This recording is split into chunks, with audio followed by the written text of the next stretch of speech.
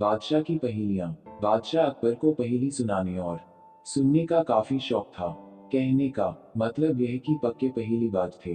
वे दूसरों से पहेली सुनते और समय समय पर अपनी पहेली भी लोगों को सुनाया करते थे।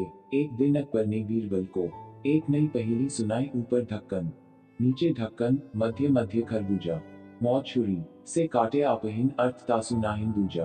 बीरबल ने ऐसी पहेली कभी नहीं सुनी थी, इसलिए वह चकरा गया। उस पहेली का अर्थ उसकी समझ में नहीं आ रहा था। प्रार्थना करते हुए बादशाह से बोला, जहां पनाह, अगर मुझे कुछ दिनों की मोहलत दी जाए तो मैं इसका अर्थ अच्छी तरह समझकर आपको बता सकूंगा। बादशाह ने उसका प्रस्ताव मंजूर कर लिया। बीरबल अर्थ समझने के लिए वहां से चल पड़ा। वह एक गांव में पहुंचा। एक तो गर्मी के दिन, दूसरे रास्ते की थकन से परेशान व विवश होकर वह एक घर में घुस गया। घर के भीतर एक लड़की भोजन बना रही थी। बेटी क्या कर रही हो, उसने पूछा। लड़की ने उत्तर दिया, आप देख नहीं रहे हैं, मैं बेटी को पकाती और माँ को जलाती हूँ। अच्छा, दो का हाल तो तुमने बता दिया, तीसरा तेरा बापू क्या कर रहा है और कहाँ है? बीरबल ने पूछा।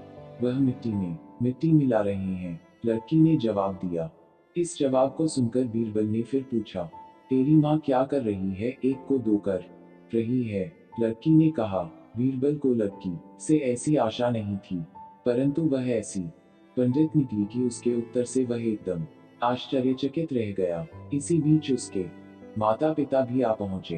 बीरबल ने उनसे सारा समाचार कह सुनाया। लड़की का पिता बोला, मेरी लड़की ने आपको ठीक उत्तर दिया है। अरहर की दाल अरहर की सूखी लकड़ी से पक रही है।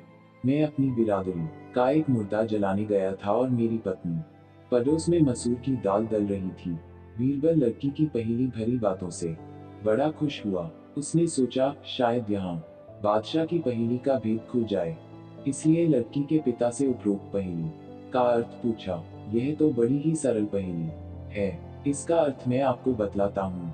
धरती और आकाश दो ढक्कन हैं, उनके अंदर निवास करने वाला मनुष्य खरबूजा है। वह उसी प्रकार मृत्यु आने पर मर जाता है, जैसे गर्मी से मोम पिघल जाती है।